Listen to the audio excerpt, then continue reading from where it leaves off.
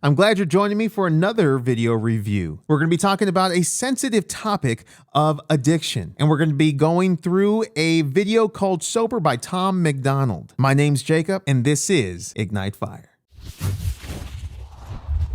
If you're struggling with addiction, I'm glad you joined us on this video review. And if you're struggling with any substance of any kind, I suggest you read this book, and there will be a link for it in the description below. It's called Alcoholics Anonymous. And it doesn't matter what addiction you're struggling with, just replace the word alcohol with that addiction, and I guarantee this book will benefit anyone that is struggling. Let's see what Tom MacDonald has to say in his video called Sober.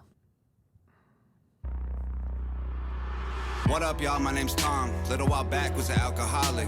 Had a mental breakdown like a year ago. Came close to put me in a coffin. So let's stop right there. This is really good. He's talking about he was an alcoholic and he was struggling with some mental health. And, you know, they're one and the same when it comes to addiction. You know, the mind convinces us that we can drink, but our body says that we can't, because once we put the substance into our body will end up having this craving. Craving starts as soon as you put the substance into your body, and your body has this reaction to it. But the mind will convince you. This is where the mental problem comes in. The mind convinces us it's okay. Okay, so that's pretty awesome that he's talking about that in there. Damn. After the hooker I loved, after I did all the drugs, after I finally got fired for showing up late to the job, hella tired and drunk, after the oxys I put up my nose with my boss on the oil rigs when I was young, after my ex cut her wrists and the cops thought I stabbed her and beat me then put me in cuffs, after I totaled my car trying to run from the cops with a kilo of coke in a trunk, after I drank till I rotted my teeth on my head, got infections in all of my gums, after I couldn't get hard cause the vodka and porno sedated me till I was numb, after I couldn't escape from the basement I rented and went. So I want to go back to there real quick. You know, it sounds like he's talking about his life, and this was true for me, that once you go through all of these different problems and issues, we're convinced that we can't keep living this way, and a lot of people talk about rock bottom, and rock bottom can be a series of circumstances that happens outside of us. But I say that rock bottom is something different. It happens inside here. It's the moment that I wake up and realize I cannot do this anymore. Everything I've tried, everything I've done, everything around me, everything in my mind, and everything that I'm thinking about is turning in on me, and I can no longer live. And that's really when the miracle, I believe, happens, where we ask for help. And then he also talked about pornography. I want to mention this. Those who are struggling with pornography destroys the watcher. Whoever is watching pornography, whoever is caught up in that, it's destroying your relationship. It's destroying your view on that. And I call it weaponized distraction, especially for men. But women are also watching this stuff too. And when you put that together with drugs and alcohol, it just creates this bondage for the person and makes it very difficult to come out. And I believe that there's a spiritual aspect to it that binds whoever is involved in these things. To go live with my mom after I cheated on people I needed and lied trying to hide from the guy that I was. Then I got sober, the madness was over. Now I am proud of the man I become. Yeah. Heck yeah. That I know again. I started climbing out the hole I'm in, fighting demons and I know I win. It's time for me to mend these broken ways. Hey, something that he said right there is fighting demons. You know, that's something that's not really discussed in the mental health arena. That I believe that there is an aspect of mental health. There's an aspect of a physical malady, and there's also a spiritual malady that is wrong with the addiction. It's all three. We're spirit, soul, and body, and all of them are affected by addiction. And so I like that he's talking about that, and he talks about climbing out of the hole. And I always associate that with the 12 steps. It's a ladder. It's a ladder to get out of the hole that we found ourselves imprisoned in.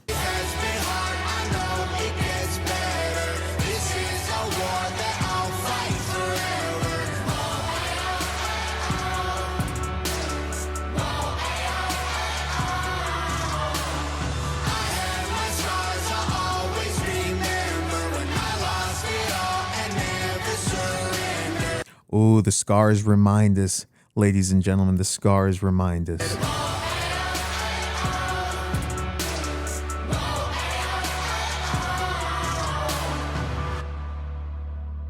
What up, y'all? My name's Madchild. I've been off to Xannies for a while now. I was waking up feeling suicidal, but I think I'm finally starting to smile now. Man, I lived a hell of a life. I've been to hell and back twice. Lost $10 million, 3 different addictions. Don't tell me about paying the price. From penthouses with top models, hanging with strippers with pop bottles. Anxious and hiding alone in my room from the world. I was pissing in pop bottles. From chart topping, being a role model, to flop records and lost follows. When I cop product, got a month's worth. When I left the spot, cops followed. You saw a photo, it was only face, cause I was 85 pounds overweight. Mental breakdown trying to catch a plane. Wasn't Madchild, I was only Shane. My puppy Lola was my only gang. Had to put my baby in a grave. I walked away from every brick I laid so I could build a new wall to keep me safe. I'm finding someone that I know again. You know, being an ex-addict alcoholic, one thing that I know that is true for myself is that having the ability to process all of the things that happen outside of us. He's just talked about losing a child, talked about, you know, I remember when I was sitting in my house, I was in the closet and my car got repoed. My house was getting foreclosed on. I lost half my income on my job and I was freaking out. And of course, the answer is the problem that's causing all of this. But then in my mind, it's like, it's the answer because it gives me the ease and comfort, which comes from taking a few drinks. And I had to go through the process of learning how to deal with my emotions. My emotions were out of control, ladies and gentlemen, out of control. And when I started to learn how to process my thoughts and process what was happening and learn to be in the moment right here, right now, and that God's for me and not against me, then I was able to go through so many things of my past that I had just covered up and buried. And that's really what the program of Alcoholics Anonymous is about. It's about uncovering all the things that we just piled things on top of to get rid of and forget. And when we clean out the trash can of our life and make sure that there's nothing in there that's rotten anymore, all of a sudden we get to smell the free air of freedom. I started climbing out the hole I'm in, fighting demons and I know I'll win. It's time for me to mend these broken wings. Life has been hard, I know it gets better. This is a war that I'll fight forever.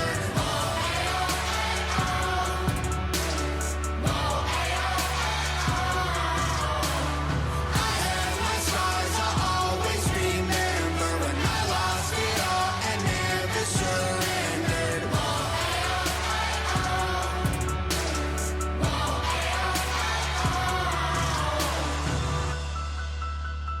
When you fall down, the world's closing in. That's what it feels like.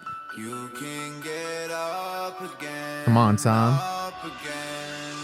Life has been hard, I know it gets better. This is a war that I'll fight forever.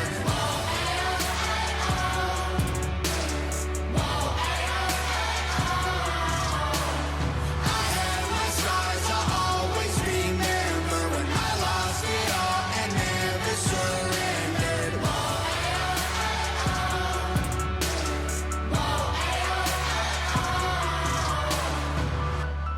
Yeah, video by Nova Rockafeller. This was good. This was good. And Madchild.